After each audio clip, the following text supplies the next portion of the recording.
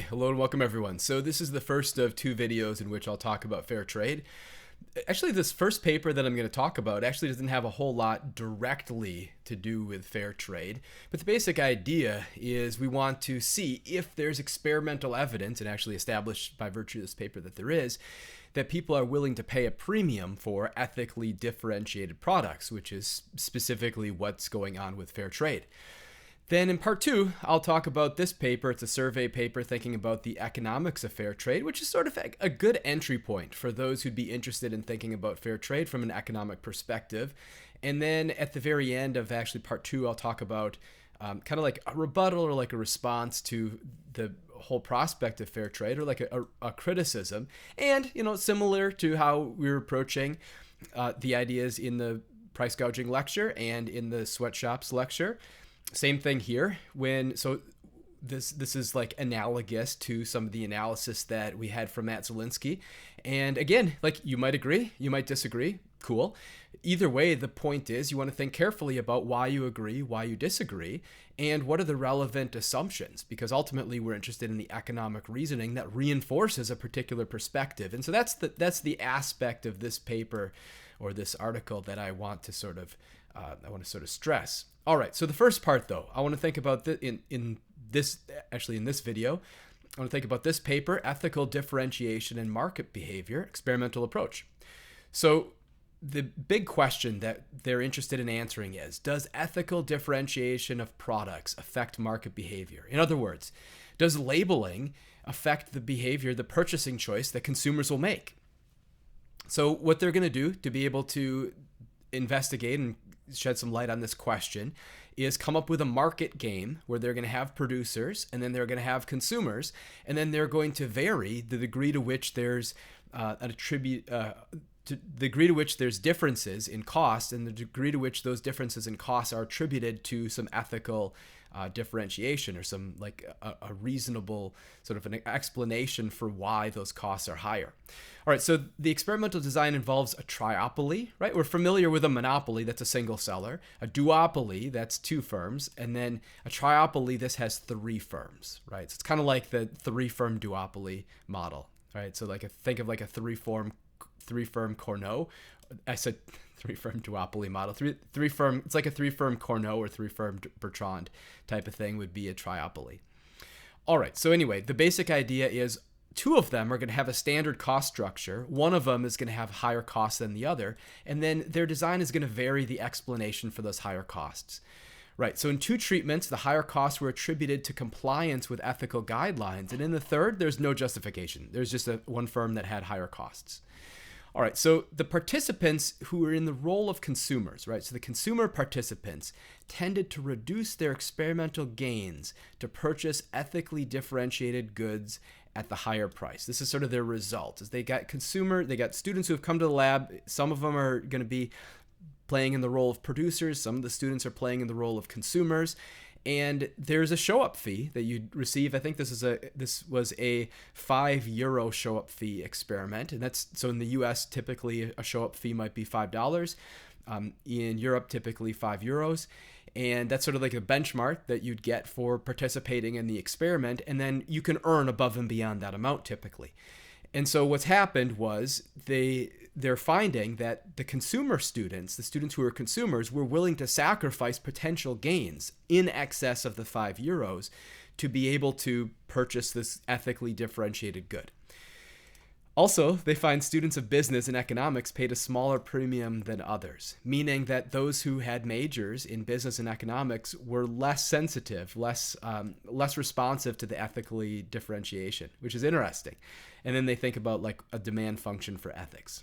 All right, so in terms of like the background, like the motivation for the paper, well, there's an increase in firms working to signal their own production and in the process under which their production takes place. So we see this in a wide variety. I mean, obviously there's fair trade. There's different types of labeling conventions, whether it's in harmonizing with like Rainforest Alliance or organic or whatever is the case. There's a lot of different types of labeling, and so realizing that this is the case, that there's like firms are going out of the way to say that they're not using child labor or exploiting workers, then we want to think, okay, is there evidence for this actually being successful, it being effective? Whoops. And so in terms of like the empirical evidence, well, going back to 2002 to 2003, fair trade organizations see an increase in sales, right? So it seems like consumers are responsive.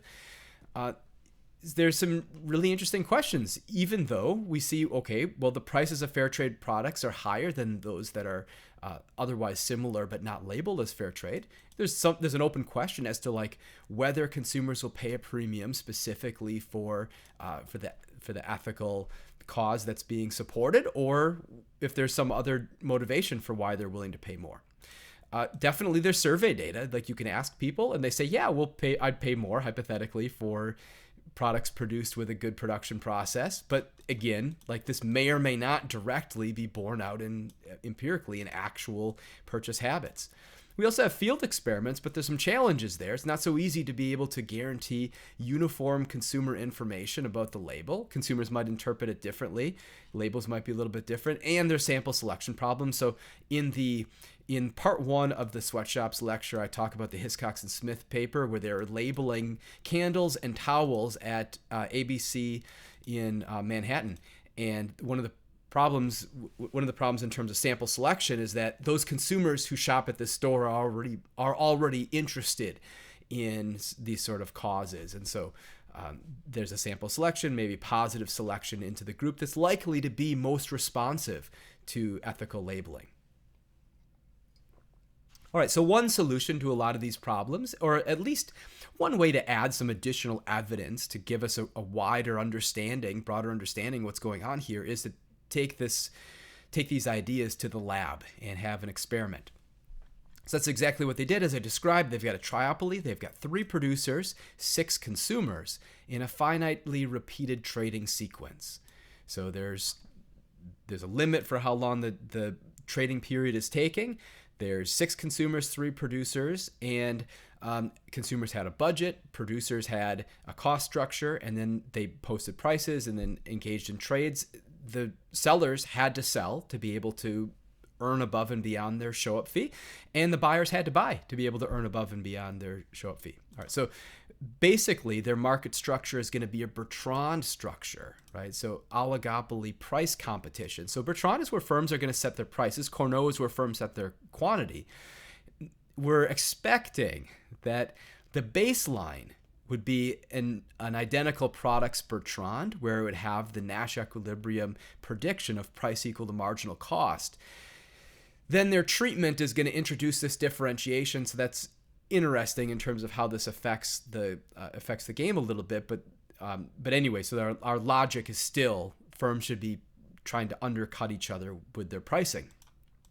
Basically, the goal is to observe producers' pricing behavior and the consumer's purchases when there's an ethical dimension. In this case, it was child labor. So the way that they did this to actually operationalize, to actually make salient, to actually make real the fact that there was going to be this ethical differentiation was to say, okay, well, whatever is the additional premium paid for purchasing above and beyond costs will go to this non-governmental organization that fights child labor. And the researchers actually collected all the premia, and then in the presence of the students who'd been participating in the experiment, like made the donation. I think it was online. I don't think they filled out a check. I think it was online, and they actually made the donation so that everybody knew that actually this donation did take place. So the key is that this means their ethical dimension was real and not just hypothetical. It's not just saying like, how would you be willing to pay more to be able to buy the good that's produced without child labor? And everybody in the survey would say yes. Maybe when they actually faced prices, they'd change their mind. Well, here it was actually like, if you want to purchase the good that's produced not using child labor, or you want to like kind of address this issue, like here's your opportunity. You do it by making this purchase. And so that's good. There's some problems. So one problem is, well, could be the case that they're picking up just taste for altruism and charity rather than specifically for ethically produced products. I mean, because there's an issue here. So it could be the students in the lab are just saying, oh, okay, I mean, I got my $5 show-up fee. That's good or €5 show up fee, and I can earn additional profits, but I get this warm glow feeling when I give to those in need. And oh, by the way, this is an opportunity that I can do this at very low cost to myself.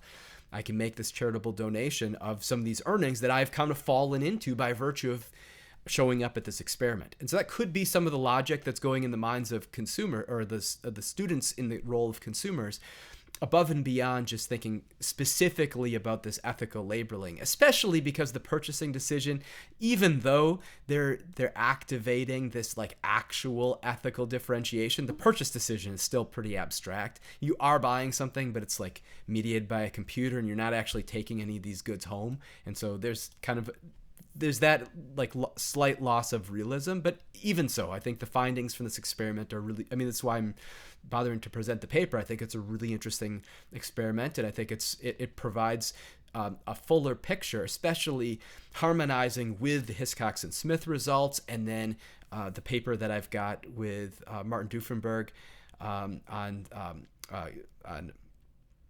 reciprocity preferences in sweatshops, and so on and so forth. Okay, so here's the experimental design. We've got 3 producers, 6 consumers exchanging units of a product during 15 periods, right? We said it's finite as a finite trading game. There's 15 periods, kind of repeated. The producers have to post their prices simultaneously. So it's not, so if you have like sequential pricing within a period, then that would look something a lot more like Stackelberg, but that's not what's happening here. Producers are all quoting their prices at the same time, and consumers are purchasing their products simultaneously. Consumers had the requirement of purchasing 3 units per period, but were free to choose from whichever producer they wanted, right? So as I said, to be able to make any surplus, consumers had to make purchases in this experiment. That's how they earned above and beyond the show-up fee. However, they could choose which of the producers to buy from. At the end of the period, producers received the full history of prices and sales. And so going into the next period, you would know where, what transactions had taken place. And so basically what's happened is there's 15 periods of triopolistic competition, so 3 firms competing, with a fixed demand of 18 units per period. 18 units per period, right? 18 units because we had 6 consumers, and the consumers had to make their 3 purchases each, and so there's your 18 units. All right, consumers had a budget of 300 experimental currency units, henceforth ECU. They were able to keep anything, had a budget, they were able to keep anything unspent, but but you couldn't just like not make any purchases. You had to make the 3 purchases, and then you could keep whatever was the balance.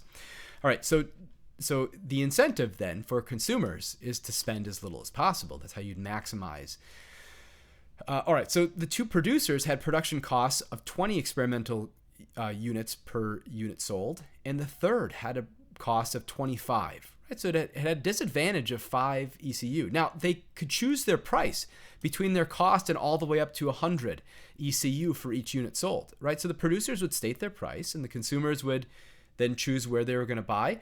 And so, the sort of standard Bertrand equilibrium prediction would be something like producers A and B set prices of like 20, well, so no, that doesn't work. So like if you could buy more than, I was going to say the standard equilibrium prediction would be like if consumers could buy all from one, we'd have this firm producing at 25, these producing at $24.99 and just barely undercutting, and that would be the prediction. Let's see, does that work? So here I've now confused myself and confused myself back, which makes for great radio. No, I think that does work. So we have to sell 18 units, but there's no requirement for the price or who they're bought from. I think was there a restriction on how much the producers could sell? 3 producers, 3 units. That's interesting. So I know why I'm struggling here. Is I do not remember if the producers could serve all 3 or could serve all 18 units. Interesting. So that's great. All right, so the two treatments, treatment 1 and 2, were supposed to capture ethical differentiation, just like in the marketplace. And then the producers were framed as international firms with production in regions where child labor was typical. Producer C was said to comply with the conditions of the NGO fighting child labor. Details of the NGO and the criteria for using its labels were provided. And so that's the information that was available to the consumers. Now, the interesting thing between treatments 1 and 2, right, trying to capture this ethical differentiation, is the way that the costs were framed. So producer C was indicated by an asterisk on the screen, right? So you have producer A, producer B, and producer C with this asterisk. Participants were informed that for every unit sold by producer C, a donation equal to the additional production cost would be donated to the NGO. And at the end of each experimental session, the accumulated ethical contributions were transferred online to the NGO in the presence of participants. Yeah, as I had mentioned. Here's how the treatments were set up. In treatment 1, for ethical differentiation, the extra cost was known. So consumers knew the amount of extra cost incurred by firm C for compliance with this NGO. So they said, okay, not only are we complying with these anti-child labor provisions, but also this costs X amount per unit. In treatment 2, ethical differentiation with the extra cost unknown, consumers were aware that there is an additional cost, but they didn't know how much. So they just said, all right, well, firm C is complying with this anti-child labor provision, which is going to be more costly, but we don't know exactly how much. For both of these, there were 6 sessions with 54 participants, total of 108 participants. In treatment 3, this was just pure cost differentiation. Participants were only told that C had a higher production cost, the 5 experimental units per unit. All right, for treatment 3, there were 6 sessions with 54 participants, and this was the benchmark, right? So 54 is 108. Okay. The sessions were conducted at an experimental economics lab with students recruited as undergraduates from various fields, mostly econ and business, humanities, and political science. This is mostly people who have taken an econ course, because that's how you come to realize that there's experiments being done on campus that you can take part in. And so that's one of the reasons why the subject pool looks like this. All right, a session lasted 60 to 90 minutes, including a questionnaire at the end. Average earnings were 8.06 euros in advance or beyond the show-up fee of 5 euros, right? So you receive a show-up fee of 5, and then average earnings was like 8. So students were walking away with about 13 euros for on average. All right, so the results for treatment 1, well, over the 6 sessions, the average price posted by firm C was almost 40 experimental units, right? This is the average price that they posted. Remember, their cost was 25.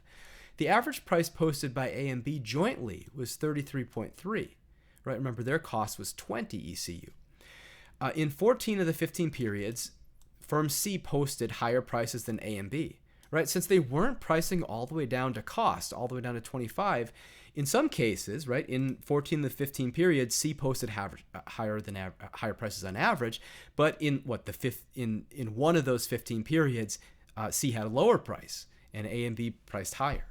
All right, so producer C posted the highest price in 64 of 90 periods, so 71%, accounting for 195 units purchased, which was 17% total. In 24 periods, producer C priced between A and B for a market share of 25%. When C was the low price firm, it captured 97% of the market, occurring only 2 periods. That's interesting. So when C was the low price firm, it captured 97% of the market. If you're the low price firm and you're ethically differentiated, we would expect consumers would buy. So here I'm trying to think about what happened to the 3% of the market they hadn't captured. I don't know. So there could have been a mistake. It could have been somebody just clicked too fast. It could have been it really could have been somebody is like, I'm not going to buy from C because I don't want to. Maybe they took issue with the cause or the whatever it was. Who knows? So it could have been a conscious choice to not buy the ethically differentiated lower price firm, but who knows? All right, so combined producer C sold 337 or 21% of all units for which consumers paid an average price of 34.7 experimental units in treatment 1. A and B sold 79% for an average price of 26.8, right? Remember, their cost was 20, so they're making a reasonable, shouldn't say reasonable, I should say substantial profit above those units. For 1,261 of those units, 98%, these were purchased at the minimum price posted in the respective periods. Yeah, so this is interesting. We'd expect payoff maximizers are going to buy from the lowest priced firm, but this is interesting, right? So like when C was the low price firm, it captured 97% of the market.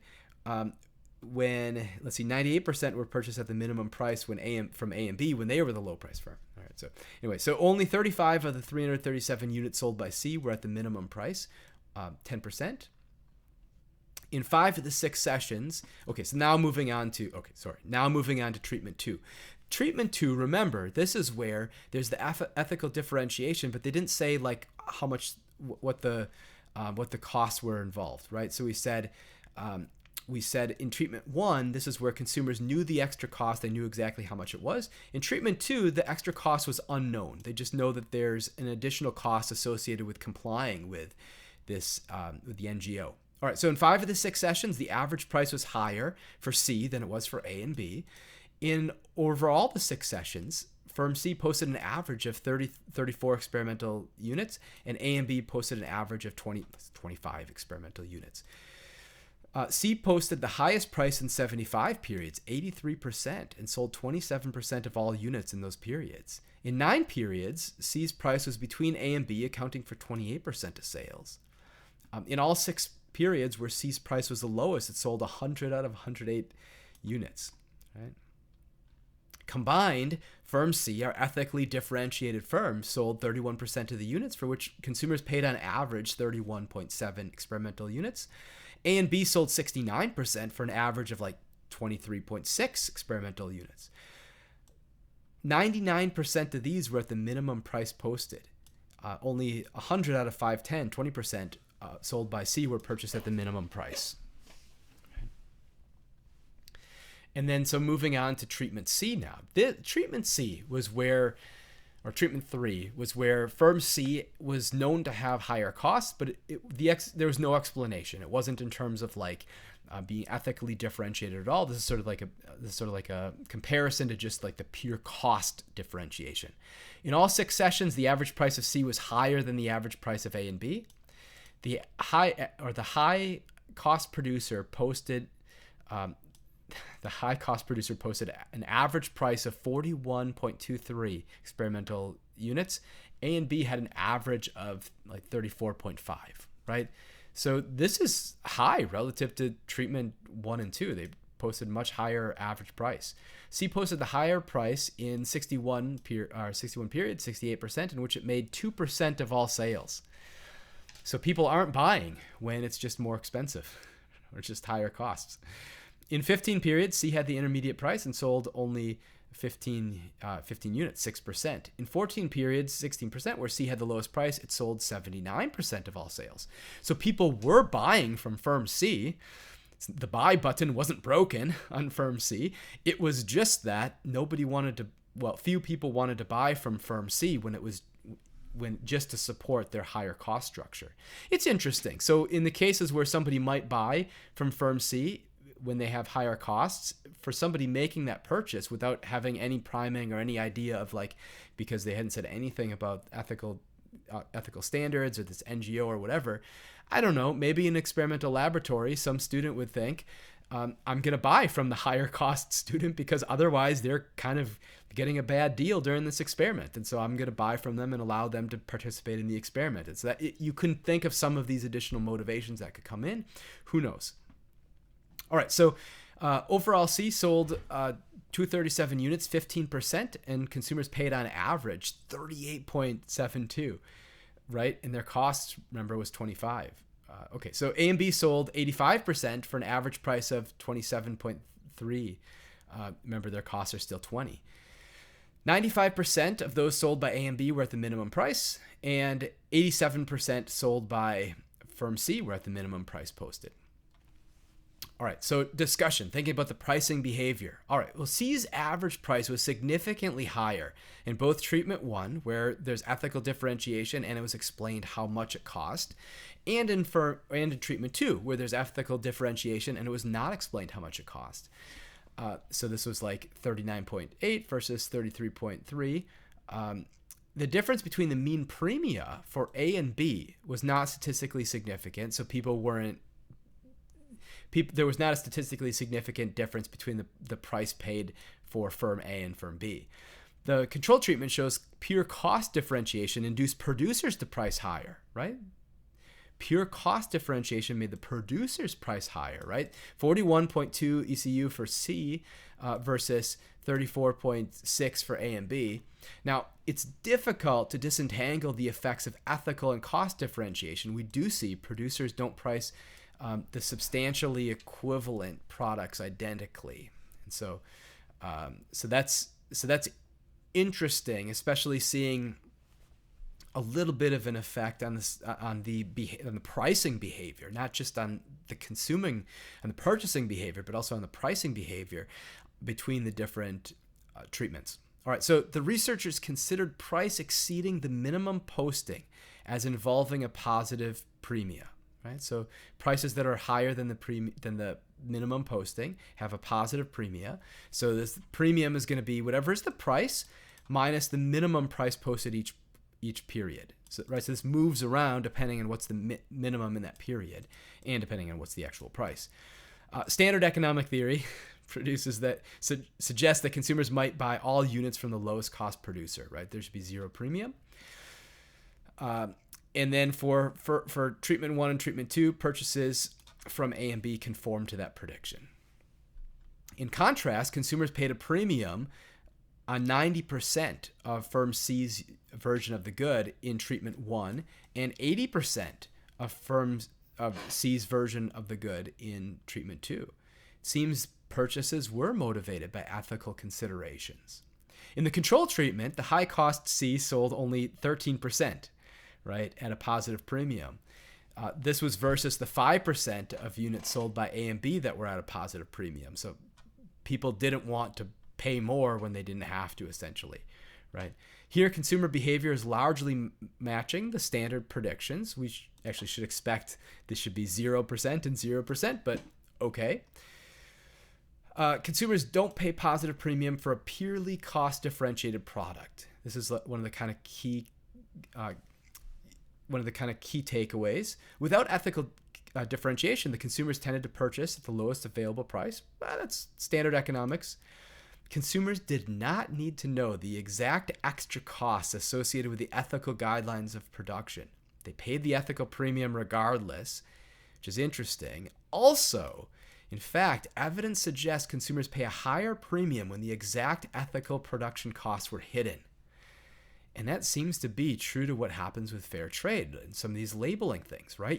If you go to the store and you see some labeling convention, maybe it's fair trade, maybe it's organic, maybe it's, Rainforest Alliance, whatever it is, there's a variety of different things different labels that'll be affixed to different types of products, especially food type products. But it's not typically the case that you know how much that label and whatever inconvenience is associated with producing in agreement with that label costs the firm. Across both ethical differentiation treatments, the ethical producer had an overall market share of 26%. The sales margin per unit was higher for C, and it made more profits than A and B. Wait, what? Right, across both ethical differentiation treatments, the ethical producer had an overall market share of like a quarter, and the sales margin per unit was such that firm C was making more profits than A and B, right? So we're saying, all right, look, we know how much this cost was associated with complying with this NGO. It's like five experimental units is the difference between 20 ECU for A and B firms and 25 for B and for C firms. And the premium was such that not only was firm C able to pay that 5, but they would have had additional profits beyond. C's average profits per session was 557 ECU. On A and B had 229 ECU on average. The average donation per session was 353 experimental units. All right, so in treatment 1, the extra costs known, C's market share was 21%. When extra costs were unknown in treatment 2, C's market share was 31% versus, thinking respectively about firm A and B. Owing to the low market share, C makes less profit than A and B in treatment 1, but C has higher profits in treatment 2. So, the upshot, ethical firms stand to gain when consumers are ignorant to the cost to comply with ethical standards, which is interesting. So there's a couple things here. Firstly, it suggests further evidence for the idea that consumers will take seriously and will patronize products that are produced and labeled as, having this pro-social production process. That's a key insight number 1. Key insight number 2 is that, well, now if there is this premium and if there is an economic incentive for firms to produce under these standards or to label as having produced under these standards, there's also substantial motivation for fraud, for firms to try to free ride on this signal that other firms are using. Anyway, so in terms of just like other things about the experiment, of the 72 undergraduates in the roles of consumers, 63% were from econ or business. The rest, law, humanities, social sciences. Students of business and economics bought less of the ethically differentiated good than other students. So they bought less from firm C. That's interesting to reflect on. There's a wide variety of kind of reasons why. In terms of like thinking about what's the most efficient way to administer charity is an interesting question. Could just be like, trying to think like an economist. There's a variety of like interesting things to kind of motivate or kind of think about this result. But interestingly, one of the sort of robust findings about subject pools is that there does tend to be different behavior from business and econ students as opposed to students from other disciplines. It's difficult to separate out causation and correlation, right? But it's interesting. Anyway, so the key idea from this paper is that we already had this anecdotal evidence about firms actually using these labels. We have survey evidence suggesting that people would pay a premium for products produced under ethical conditions. We have the Hiscox and Smith paper showing a field experiment, although there's some selection issues because of the stores that they were able to work with for it. And now we have this experimental evidence suggesting that people are willing to pay a premium for ethical differentiation. And it's not just that consumers are interested in paying a higher price because of the difference in cost. Now think back, remember the first part, remember the lecture from price gouging, part 1, it was the paper thinking about survey data and when it was justified for firms to sell at a higher price, to raise their price. And one of the occasions for it being legitimate to raise prices, at least in the minds of consumers, as still being, or at least not being unfair, was when costs were higher.